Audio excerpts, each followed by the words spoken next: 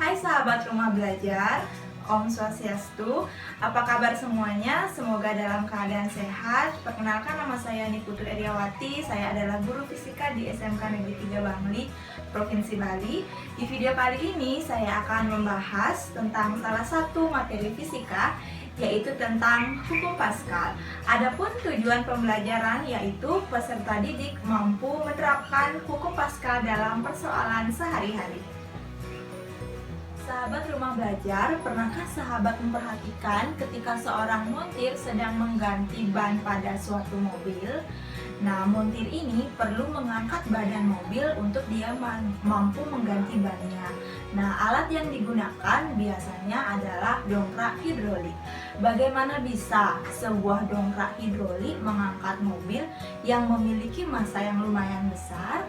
Nah, untuk yang penasaran dengan alasannya, yuk kita simak video berikut ini.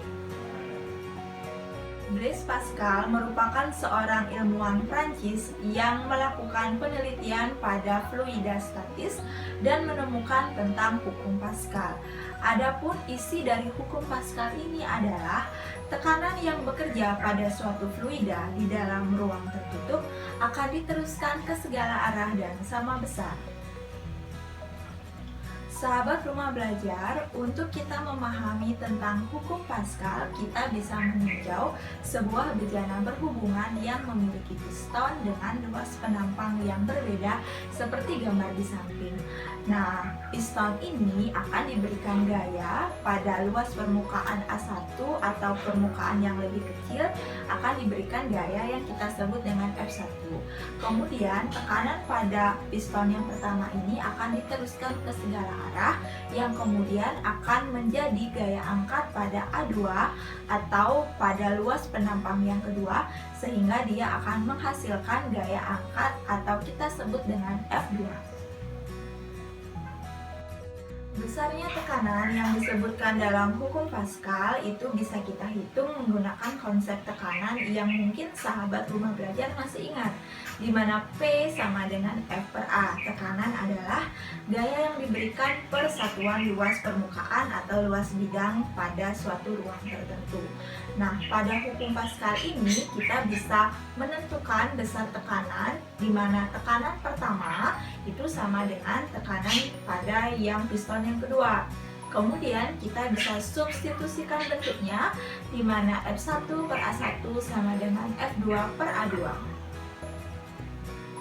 Hukum Pascal menyatakan bahwa gaya yang diberikan pada luas penampang yang pertama atau piston yang lebih kecil itu akan menyebabkan gaya angkat pada A2 yang semakin besar akibat dari pertambahan luas penampang yang ada.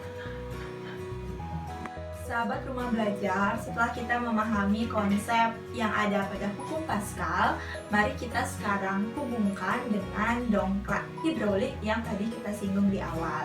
Nah, seorang montir untuk mengganti ban mobil tentu ia harus mengangkat badan mobil.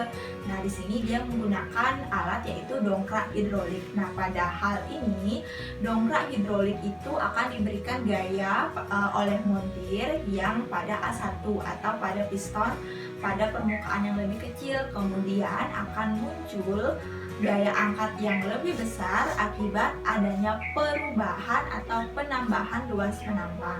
Hal inilah yang menyebabkan walaupun diberikan gaya yang kecil pada dongkrak hidrolik tersebut, namun montir mampu mengganti ban mobil dengan mengangkat badan mobil karena dihasilkan gaya angkat yang besar. Hidrolik, hukum Pascal juga diaplikasikan pada hidrolik truk seperti gambar di samping yang berfungsi biasanya untuk mendistribusikan barang-barang. Selain itu juga pada mesin hidrolik yang digunakan untuk mengangkat mobil, pada tempat mencuci mobil atau pada bengkel mobil.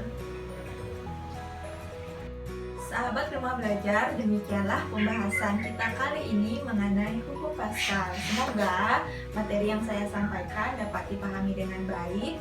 Sampai jumpa di video pembelajaran berikutnya. Terima kasih. Om Santi, Santi, Santi, Om.